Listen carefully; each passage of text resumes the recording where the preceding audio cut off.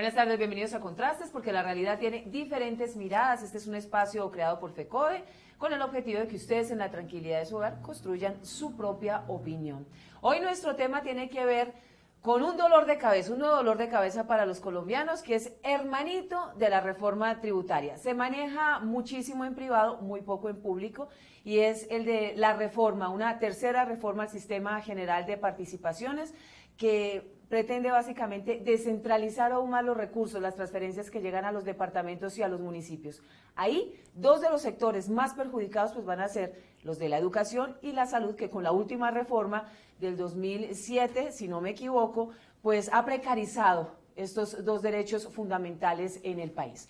Razón por la cual FECODE en esta semana que termina realizó un congreso nacional llamando a diferentes sectores que se verían afectados precisamente con esta reforma para hablar, discutir y visibilizar, poner en la agenda pública y política también de los medios este tema que es trascendental. Recuerden, no solo es la reforma tributaria, viene la reforma a las transferencias al Sistema General de Participaciones, que va a generar un problema bastante grueso para nuestro país, aunque no se viene trabajando. Pues precisamente para abordar este tema me acompaña en estudio, él es José Roberto Acosta, analista económico, también es docente universitario y miembro de Justicia Tributaria. Mil gracias por acompañarnos a esta hora.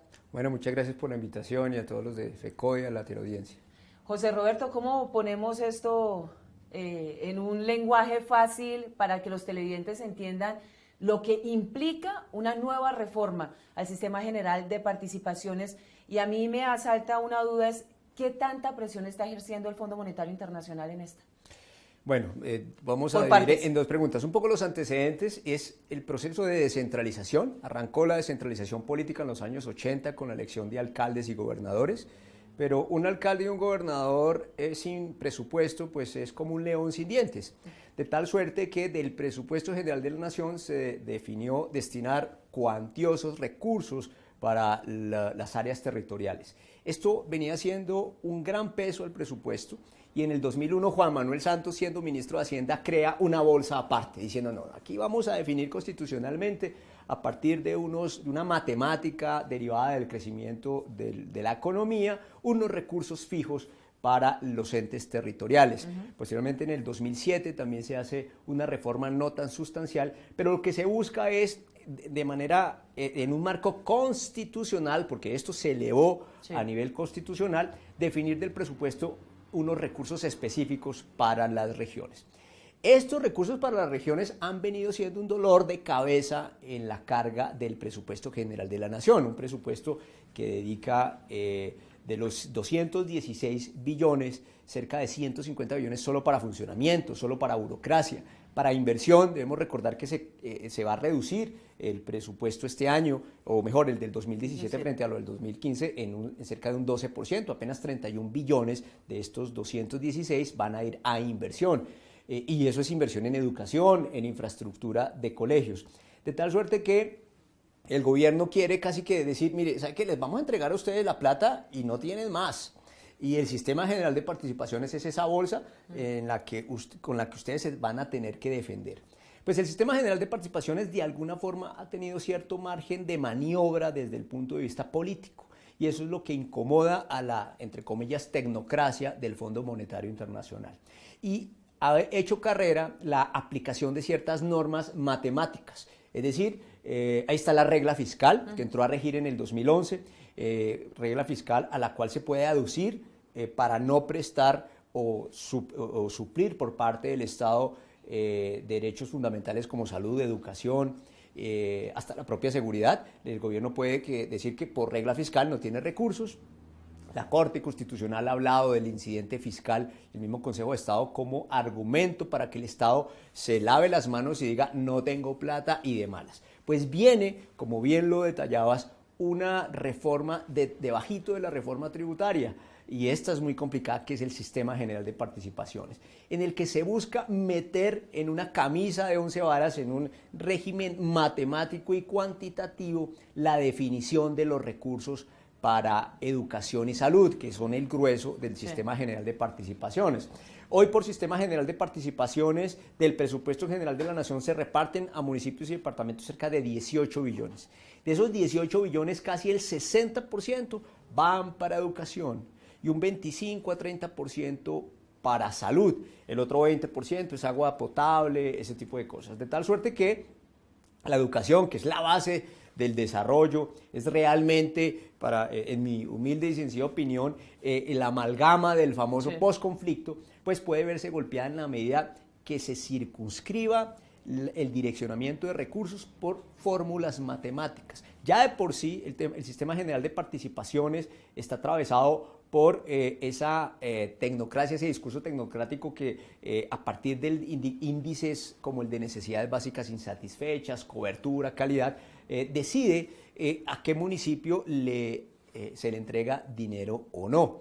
Pues se quiere profundizar esto de tal suerte, Omaira, que en un futuro, cuando no haya plata, le echen la culpa a la fórmula matemática y los presidentes de turno, el ministro de turno o el director de Planeación Nacional de turno diga, mire, ahí está la fórmula y yo no puedo hacer absolutamente nada con eso, así se estén, y puede ser un caso patético, así se estén muriendo niños por hambre, la fórmula no permita suministrar recursos al tema de alimentación escolar, que es uno de los temas álgidos hoy día con lo apabullante que es la corrupción en el caso de La Guajira, por ejemplo. Mientras los ingresos del gobierno bajan debido al modelo económico, los compromisos, por ejemplo, con la deuda externa, que es de 37.1% del Producto Interno Bruto, el gasto público y las gabelas de capital aumentan a ritmos absolutamente acelerados. Y usted ya lo dice, que lo que esto evidencia es un déficit fiscal que vamos a terminar pagando quienes no debemos, con ese ajuste de la regla fiscal y sectores como la educación y la salud. Pues vamos a hacer contacto con nuestra compañera Viviana Bello. Ella estuvo muy pendiente del desarrollo de este Congreso Nacional que hizo FECODE, donde hay diferentes voces y reacciones precisamente para visibilizar cuáles serían las consecuencias de esta nueva reforma al Sistema General de Participaciones. Viviana, adelante, la escuchamos. Omaira, muy buenas tardes. Permítame aterrizarle esta reforma en cifras. Para el año 2008 se dejaron de invertir 6,4 billones en educación, 2,5 en salud y 1,97 en otras asignaturas. Esto según un informe presentado por Sede Trabajo. Nosotros hablamos con expertos frente a lo que se avecina con esta nueva reforma. Entonces la propuesta es que entremos en un pacto social y político profundo para hacer por lo menos de esas tres cosas bienes comunes, se llama hoy internacionalmente, es decir, de todos, universales, y arreglemos el financiamiento con una reforma tributaria progresiva para que tengamos los recursos suficientes para hacer universales esos tres bienes comunes: salud, educación y agua potable. Pues mire, frente a esta propuesta hecha por el académico Mario Hernández, esta es la respuesta que da el viceministro de Educación, Víctor Saavedra. Las alternativas para la financiación pueden ser financiamiento de las alcaldías y gobernaciones. Las secretarías de educación pueden tener recursos adicionales para ellas directamente ejecutar los recursos, fuentes específicas para la educación adicionales, revisión del Sistema General de Participaciones a través de las distribuciones dentro del sistema o actos legislativos que especifiquen nuevas fuentes presupuestales o cambios en el Sistema General de Participaciones. Esas son las alternativas. Omaira, por supuesto, nosotros retornamos a estudio. Más adelante volvemos con más reacciones a este encuentro. Gracias, Viviana. Volvemos con usted más adelante. Una pausa y regresamos. Está en circulación la edición 114 de la revista Educación y Cultura. Tema central: la evaluación como práctica reflexiva, formación docente, la autoevaluación como capacidad, la evaluación y la ética del cuidado en la formación docente, pensar la educación desde la experiencia. Suscríbase llamando al 245-3925 en Bogotá o al móvil 315-529-9515. Educación y Cultura. 34 años construyendo el movimiento pedagógico colombiano. ¿Qué es educación pública? La educación pública es un derecho fundamental y un bien común, y es responsabilidad del Estado garantizar igualdad de oportunidades a sus ciudadanos. FECODE defiende una educación pública gratuita y financiada por el Estado y exige el freno de todas las formas de privatización y comercialización de este derecho fundamental. La educación no es una mercancía, es un derecho.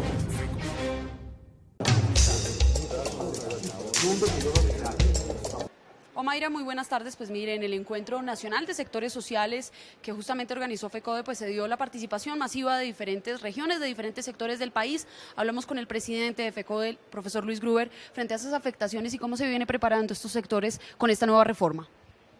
Bueno, el evento que realizamos en días pasados tiene un propósito: visibilizar la necesidad de que los recursos que se ajusten para la bolsa no solo satisfagan la necesidad de educación, sino de todos los sectores que de él se nutren económicamente. Y aquí nos interesa muchísimo la salud, el agua potable y, por supuesto, la educación. Hoy lo que podemos decir es que queremos que este evento se replique en el resto del país por una razón: es que si el tema no se visibiliza, queda ya escondido en la fría oficina de planeación y del Congreso de la República, y llevaríamos sorpresas de lo que resulte. Queremos que este tema sea tratado por los distintos sectores sociales, por la ciudadanía en general, y ojalá la prensa le preste debida atención, porque aquí hoy tenemos que ver con la satisfacción de derechos. Profesor, en el trabajo y en las cifras que ha venido adelantando FECODE, ¿cuáles serían las implicaciones reales de esta reforma? Una preocupación era que en un tiempo nosotros pensábamos solicitar regresar al antiguo situado fiscal, pero con el declive económico, la crisis económica que tiene nuestro presupuesto, sería regresar o negativo pues el propósito para nutrir económicamente, porque la crisis económica hoy nos permite tener una certeza. Ya sabemos cuánto es la bolsa, queremos que esta se ajuste para ir de manera progresiva avanzando en recursos para estos sectores. Al profesor Luis Gruber, presidente de FECODE, a quien agradecemos. Pues mire, Omaira, diferentes sectores se han sumado a este llamado de FECODE. Bueno, la Central Unitaria de Trabajadores, conjuntamente con la Federación Colombiana de Trabajadores de la Educación, estamos supremamente preocupados por la reforma tributaria que podría afectar seriamente el sistema general de participación, que es un derecho que tienen las organizaciones que corresponden al sector público para poder desarrollar acciones en protección a sus derechos fundamentales, pero también de las comunidades. Por esa razón, la CUDI FECODE ha convocado un evento nacional con la finalidad de estudiar el tema y elaborar las propuestas alternativas a las que el gobierno ya tiene dentro del marco de la propuesta de reforma tributaria. Aquí lo que hay que discutir es cómo le regresamos la plata a la población, cómo le regresamos la plata a los pacientes y se la quitamos a los intermediarios financieros que se están lucrando de ese dinero. Cómo evitamos que se profundice con el famoso MIAS, el modelo integral de salud, que pretende liquidar totalmente la red hospitalaria y entregársela a esos mismos intermediarios que se han lucrado, que han lucrado con este dinero, que han generado corrupción de mil maneras en todo el territorio colombiano. Muy bien, Viviana, usted tendrá más reacciones que alimentan definitivamente este debate que comienza a calentarse en el país sobre una nueva reforma al Sistema General de Participaciones. Y abordemos el tema desde la dependencia que tienen los departamentos y los municipios precisamente a las transferencias. Abordémoslo desde los porcentajes. En 1984 se presentó un informe donde se hablaba de que los municipios y los departamentos tenían una dependencia que equivalía aproximadamente al 5%. En el 2012 se habla del 48% de dependencia con las transferencias. Es decir, cada 2 pesos de los ingresos de los departamentos corresponden a las transferencias. Pero hay departamentos que sí que se van a ver perjudicados de manera directa y abierta. Hablemos del Amazonas, Vaupés, Cauca y Bichada. Ellos dependen del 90% de los ingresos de esas transferencias. ¿Qué va a pasar con estos departamentos? 90% es todo. Sí, pero digamos que es dentro de esa lógica de cuantificación de indicadores que terminan recortándosele ingresos a estos departamentos de poca población. Sí. Partamos de algo fundamental, y es que los recursos fiscales y monetarios por naturaleza son escasos. Por tanto, su ubicación geográfica y en cada una de las personas debe ser lo más racional posible. Y ahí es donde la matemática entra a jugarle de manera adversa a municipios como Vaupés, Bichada y Amazonas, que pues realmente no tienen mucha gente. Claro. Pero sí muchas necesidades. Sí, muchas necesidades. Ahí voy a meterme un poquito en un terreno un poco de discusión, y es en aquellas zonas se debería seguir promoviendo el crecimiento demográfico. podría uno pensar que más bien como reservas ecológicas y de un valor mucho más allá del meramente industrial o citadino, podríamos estar promoviendo esas zonas como reservas y no como focos de crecimiento demográfico. Y por eso, digamos que bajo esa lógica, las transferencias empiezan a castigar un poquito a esas regiones. Sobre eso es muy poco lo que se debe hacer, pero sí preocupa que se siga acentuando, repito, ese discurso matemático, ese discurso cuantitativo, ese discurso de la medición en la cual, repito, se le eche la culpa a la fórmula matemática y no a los políticos que definen la fórmula matemática. Por eso el debate que viene en el Sistema General de Participaciones deberá centrarse en esas fórmulas y proyectarlas a futuro, vernos de aquí a 5 años, a 10 años, porque realmente lo que se está proponiendo en la reforma es que esas fórmulas se apliquen o se vean con un cortoplacismo, que es realmente el pecado en el que ha caído siempre la política de Estado. Porque en cifras pareciera que la cosa no es muy aterradora. Permítame nombrar esto. Dice: disminución en transferencias como mínimo del 11.7 al 10.8% del Producto Interno Bruto entre el 2016 y el 2018, y del 10.08 al 10.06 entre el 2021 y el 2022. Pero ese porcentaje del que no se habla o el que se reduce, pues va a ser realmente fundamental en las regiones, departamentos y municipios para el tema de contratación, porque ahí es que la salud y la educación se manejan precisamente con el tema de la contratación, y los alcaldes y los gobernadores tendrán que ver qué proyectos desarrollan que vayan de acuerdo al Plan Nacional de Desarrollo que se ha presentado. Ahí sí la cosa es más compleja. El tema es complejo. Al lado de la palabra contratación, desafortunadamente siempre ha convivido en Colombia la palabra corrupción. Planeación Nacional, y hay que reconocerlo, ha empezado apenas a hacer una depuración del tema de población atendida en materia de educación, de población atendida en el tema de salud, una depuración del CISBEN. Se ha detectado en departamentos y municipios gente que no tiene derecho al CISBEN, en el programa de Serpi lo paga, que realmente es para desfinanciar la universidad pública. Se ha detectado que se suministra el subsidio de Serpi lo paga a personas de estrato 4, 5 y 6 de las regiones. Tal suerte que, primero, la depuración de los beneficiados del Sistema General de Participaciones es un gran paso, pero apenas es minúsculo. Yo creo que ahí se debe acentuar muchísimo más con las TIC y las nuevas tecnologías, donde es fácilmente detectable el fraude. Y segundo, la contratación, que sigue en manos del FONADE, es el Fondo Nacional de Proyectos de Desarrollo, administrado por Planeación Nacional, y en el que acaba de ser nombrado un funcionario de la cuerda de Ñoño Elías y de Musa Busaibe, estos políticos absolutamente desacreditados de Sucre, que manejan a punta de tamal y lechona las elecciones y que también definirán a dedo cómo se reparte esa mermelada de contratación y de proyectos. Es a través del FONADE que se reparten o se decide qué proyecto municipal o departamental se lleva a cabo. Y ahí es donde desafortunadamente las veedurías municipales, las veedurías departamentales y las de los gremios no están afilados para revisar si son verdaderamente los proyectos viables y que necesita la comunidad. Entonces, desafortunadamente, el tema de la contratación, el tema de la corrupción en Colombia se han mantenido a la par, y eso es muy triste porque, siendo recursos escasos, por cuenta de la corrupción, el derroche es abrumador. Vamos a ir con nuestra compañera Viviana Bello, pero antes le dejo una pregunta para que la vaya pensando. ¿Qué va a pasar con los recursos que deben ir para el posacuerdo en temas tan importantes como la ley de víctimas, la gestión de riesgo, cubrimientos de pago de pos, atención al adulto mayor, entre otras, si la plática de las transferencias se va a reducir? Viviana, ¿qué otras reacciones usted logró tomar de este Congreso Nacional generado por la Federación Colombiana de los Trabajadores de la Educación para hablar precisamente sobre las consecuencias de una nueva reforma al Sistema General de Participaciones? Omaira, a propósito de lo que usted habla sobre la dependencia de ciertas regiones de estas transferencias, pues mire, hablamos con algunos presidentes de las filiales de FECODE frente al panorama que vislumbran. Nosotros dependemos en el 95%, inclusive en su totalidad podemos decir el 100%, porque acá no se genera recursos. Lo otro, con una reforma que se pueda dar negativamente, estaría en un total fracaso. Primero, porque el costo de vida allá es supremamente alto, el costo de atención al estudiante es supremamente alto. En la proporción que podemos decir que el combustible, un galón de gasolina cuesta 18.000 pesos a 20.000 pesos por galón. O sea, si vemos eso y una libra de arroz, si vemos en la parte de la canasta familiar, una libra está en 3.000 pesos la libra. es supremamente alto y creemos de que se debe hacer una reforma teniendo en cuenta la tipología y la especificidad de cada una de las regiones, especialmente para este departamento como Vaupés, Guaviares y Guainía, que tienen las mismas características igualmente del Amazonas.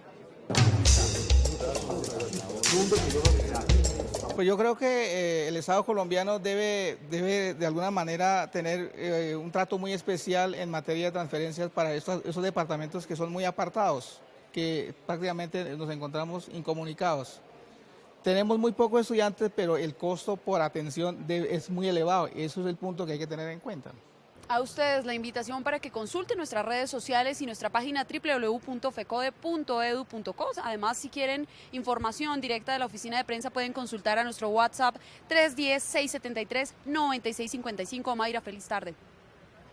Una nueva pausa y vamos con la respuesta de nuestro invitado. Radio Revista Encuentro. Programa institucional de FECODE. Encuentro. Sindicalismo, arte, cultura, actualidad, tecnología, pedagogía, educación. Encuentro. Las expresiones de vida con que se construye Colombia tienen un punto semanal de encuentro. Todos los sábados a las 7:30 de la mañana por Colmundo Radio. La privatización de la educación pública se disfraza de diferentes formas. Es responsabilidad del gobierno garantizar un acceso equitativo e incluyente para todos los niños, niñas y jóvenes a una educación pública gratuita y financiada por el Estado. FECODE rechaza la comercialización y privatización de la educación pública en el país, porque la educación no es una mercancía, es un derecho.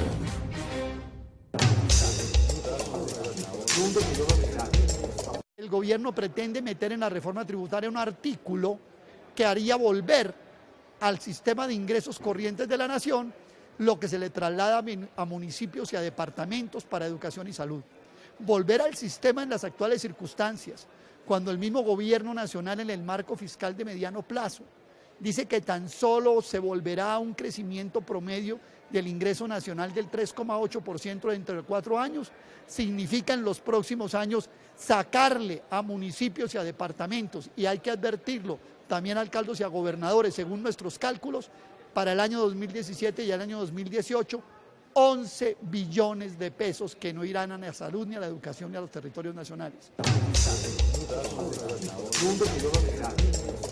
Estamos de regreso en Contrastes porque la realidad tiene diferentes miradas. Hoy hablando sobre las consecuencias de un tema que se habla mucho en privado, poco en público, que tiene que ver con la nueva reforma al Sistema General de Participaciones. Hoy en estudio me acompaña José Roberto Acosta, él es miembro de Justicia Tributaria y nos ha ayudado a entender un poco qué es lo que sucede, cuáles serían esas consecuencias nefastas para el trabajador, para el que casi siempre pone y no para el que poco pone, pero siempre termina de ganador. Y usted tenía una pregunta ahí listica, y es qué va a pasar en el posacuerdo con temas que se financiaban con el tema de las transferencias.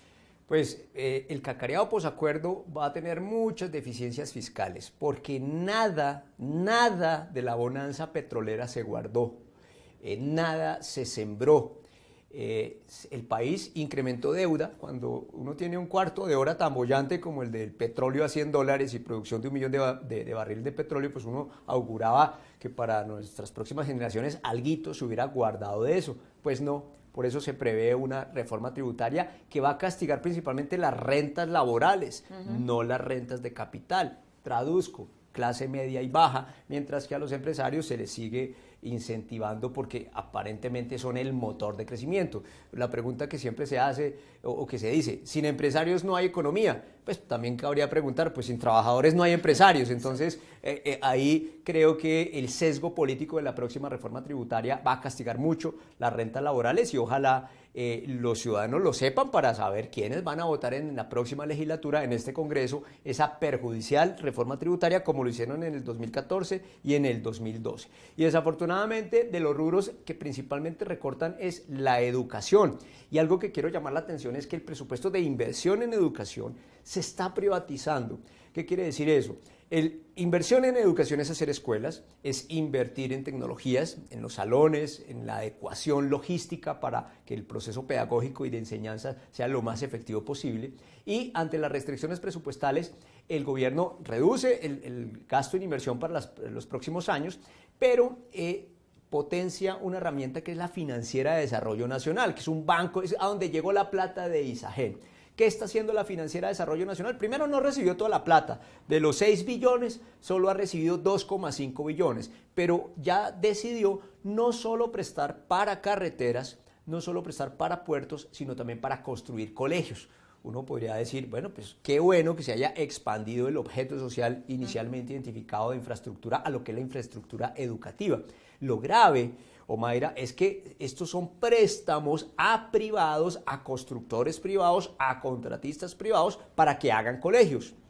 ¿Y qué tal si no los hacen? ¿Qué tal si como los NULE se les suelta el dinero y a la vuelta de 2 o 3 o 4 años dicen qué pena, no me alcanzó la plata, el análisis financiero no resultó y les dejo ahí un elefante blanco a medio hacer para que ustedes lo terminen? Esa privatización del gasto de inversión hace que no haya responsables al final y esa logística, esa infraestructura que se necesita para el proceso educativo esté quedando coja en el corto plazo, ni siquiera veámoslo en el largo plazo. Se habla de la jornada única y no hay colegios, no hay espacios ni aulas para implementarla. Entonces, conclusión, se habla mucho, pero no hay recursos para aplicar ese discurso del gobierno.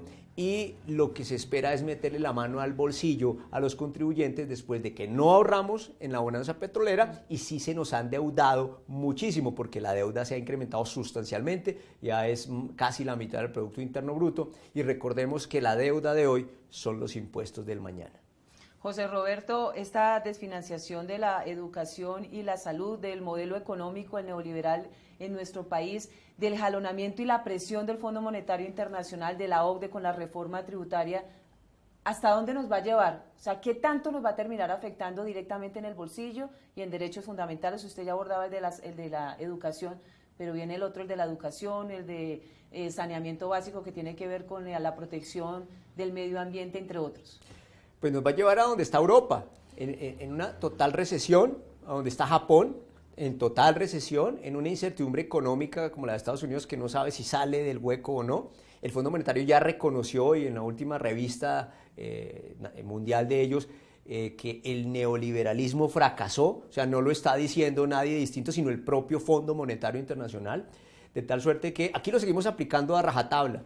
Y en la OCDE tiene cosas buenas, hay temas como el gobierno corporativo, en donde las juntas directivas de empresas públicas no estén involucradas con política, pero eso no se aplica el lado de la restricción presupuestal y el lado fiscal. Si van a aplicar las políticas de la OCDE, apliquemos también el tema de transparencia en el que son bastante rigurosos y en el que nosotros sí que estamos muy colgados. Si hay escasez de recursos, si no hay dinero para financiar las necesidades insatisfechas de nuestra población, pues por lo menos procuremos que el tema de la corrupción se ataque de frente con nombre y apellido, porque es que aquí se habla también en abstracto, pero no se habla de los vínculos del hermano de Vargas Lleras con Café Salud, que recibió lo de Saludcop y que termina siendo una vena rota del tema de salud. Y así podría aquí quedarme todo el programa mencionando con nombre y apellidos los líderes de la corrupción en Colombia, que es donde yo creo debemos atacar de fondo el tema para hacer óptimos la escasez de recursos con los que